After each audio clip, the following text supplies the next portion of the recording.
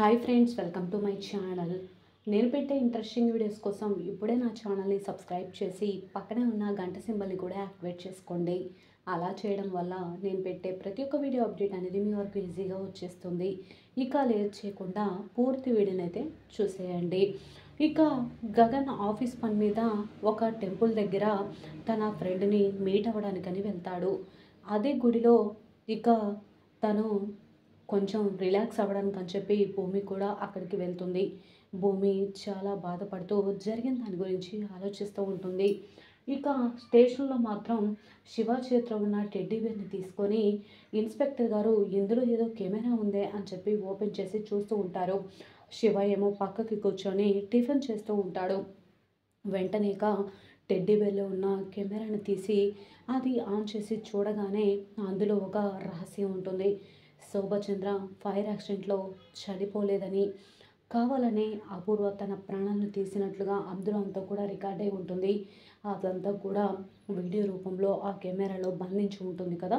అది చూసిన ఎస్ఐ గారు షాక్ అయిపోతారు. అంటే ఇన్నాళ్ళు అందరూ అనుకున్నట్లు ఇక శోభచంద్ర గారు ఫైర్ యాక్సిడెంట్లో చనిపోలేదన్నమాట. అంటే ఈ అపూర్వే తన ప్రాణాలను తీసిందా?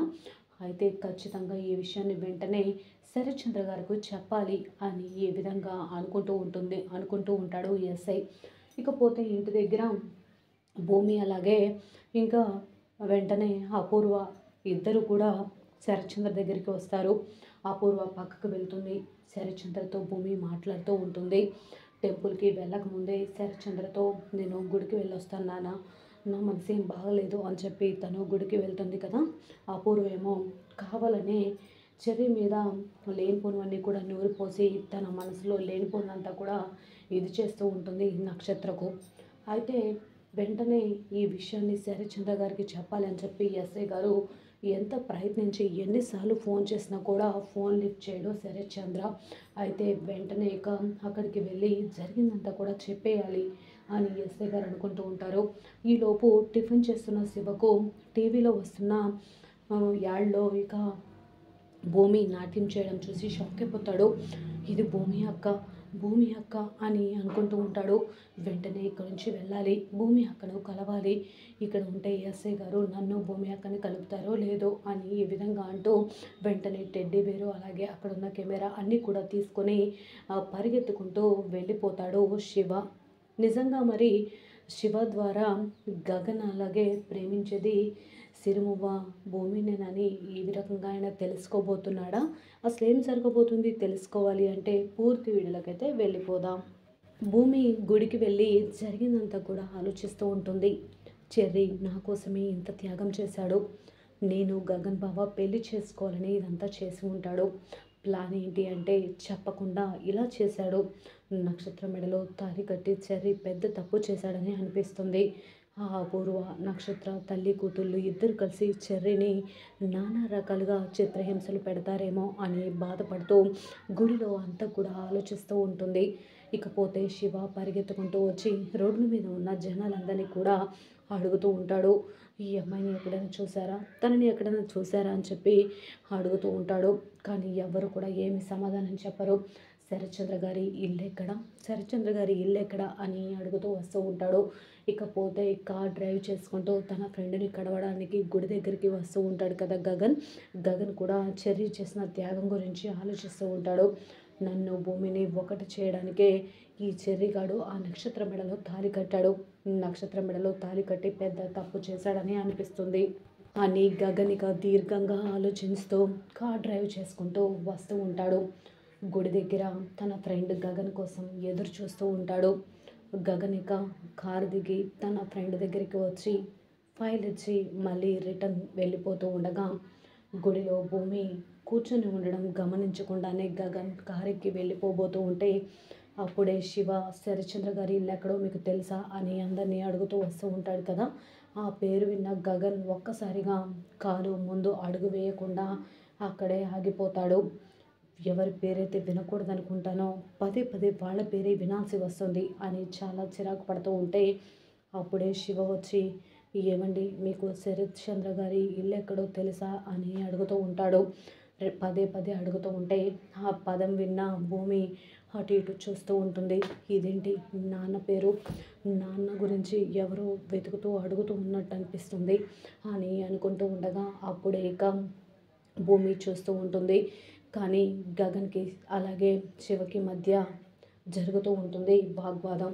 నాకు ఆ శరత్చంద్ర ఎవరో తెలియదు, వదిలేసాయి అని అంటూ ఉంటే, ప్లీజ్ సార్, నాకు ఎక్కడ ఆయన ఉన్నారో చెప్పండి సార్, ఆయన నాకు ఇప్పుడు చాలా అవసరం సార్ అని అమాయకంగా శివ అడుగుతూ ఉంటే, గగన్ మాత్రం ఏమీ సమాధానం చెప్పకుండా కారెక్కి వెళ్ళిపోతాడు. ఇక భూమి కూడా అటువైపు తిరిగి వచ్చేసరికి అక్కడి నుంచి శివ కూడా వెళ్ళిపోతాడు. నిజానికి శివ అలాగే భూమి ఇద్దరు కూడా ఒకరికొకరు కంటపడరు. అంత త్వరగా కంటపడితే త్వరగా ఇదైపోతుంది కదా. ఎలాగో కొంచెం ట్విస్ట్ ఉండాలి అంటే ఖచ్చితంగా ఇదంతా కూడా ల్యాగ్ అవుతుందని చెప్పుకోవాలి.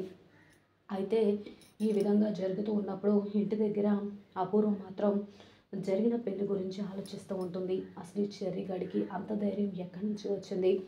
భూమి మెడలో ఆ గగన్ గడు తాళి కడితే ఖచ్చితంగా నా కూతురికి వాడి పీడ విరగడైపోతుంది అనుకున్నాను. కానీ వాడు మాత్రం నా కూతురు మెడలో తాళి కట్టాడు. ఇప్పుడు ఏం చేయాలి? నా కూతురికైతే ధైర్యం చెప్పాను కానీ నాకైతే ధైర్యం సరిపోవట్లేదు. అయినా ఇప్పటికైనా ఎప్పటికైనా ఆ భూమి మాట్లాడిందే నిజమా?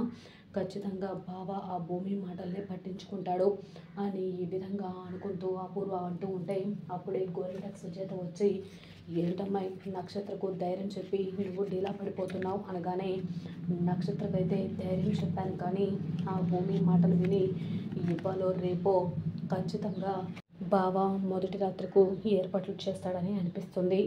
అదేంటమ్మాయి ఇప్పుడు మొదటి రాత్రి ఏంటమ్మాయి అని అంటూ ఉంటే, పిన్ని నాకు కోపం తెప్పించుకో, నేననేది నక్షత్ర చర్యల మొదటి రాత్రి గురించి అనగానే, పెళ్ళి జరిగిన తర్వాత ఆ తంతు కూడా జరిగిపోతుంది కదా అమ్మాయి అని అంటూ ఉంటే, ఆ తంతు జరగకూడదనే కదా నేననేది అని ఈ విధంగా అంటూ ఉంటే, ఎవరు చెప్పినా అల్లుడు గారు మాత్రం మన మాట వినరు. చెర్రీని అల్లుడిగా ఒప్పుకున్నవాడు, తన చేత బిజినెస్ పెట్టిస్తానన్నవాడు ఖచ్చితంగా వాడికి అలాగే నక్షత్రపు మొదటి రాత్రికి ఏర్పాట్లు చేస్తాడు. వాడిని అల్లుడిగా ఒప్పుకున్నప్పుడు వాళ్ళిద్దరికి కాపురం చేయడానికి ఇక గ్రీన్ సిగ్నల్ ఇచ్చినట్టే కదా అమ్మాయి అని అంటూ ఉంటే, అపూర్వకు ఎక్కడ లేని కోపం వస్తూ ఉంటుంది. భూమి కూడా ఇంటికి వచ్చేస్తుంది. ఇకపోతే చెర్రీ అలాగే కృష్ణప్రసాద్ ఇద్దరు కూడా మాట్లాడుకుంటూ ఉంటారు. ఎందుకు చెర్రీ ఇలా చేసావు అనగానే, ఎందుకు చేశానో నీకు తెలియదా నాన్న అని అనగానే, నాకు అంతా తెలుసు కానీ నువ్వు ఇంత తెలివిగా ఆలోచిస్తావని, నీ అన్నయ్య కోసం భూమిని త్యాగం చేస్తావని అనుకోలేదు. మీ మామయ్య మాట విని భూమి పక్కన కూర్చున్నప్పుడు ఖచ్చితంగా భూమి మెడలో తాళి కడతావని అనుకున్నాను. ఎందుకంటే నువ్వు కూడా భూమిని ఇష్టపడ్డావు కాబట్టి అనగానే, ఇష్టపడ్డాను నాన్న, ప్రాణం కంటే ఎక్కువ ఇష్టపడ్డాను. కానీ ప్రేమ అనేది రెండు మనసులు కలవాలి కదా. నేను ప్రేమించినంత మాత్రాన భూమి నన్ను ప్రేమించలేదు కదా నాన్న అని చెర్రీ అంటూ ఉంటే, కృష్ణప్రసాద్ చెర్రీని తీసుకొని హక్ చేసుకొని బాధపడుతూ ఉంటాడు.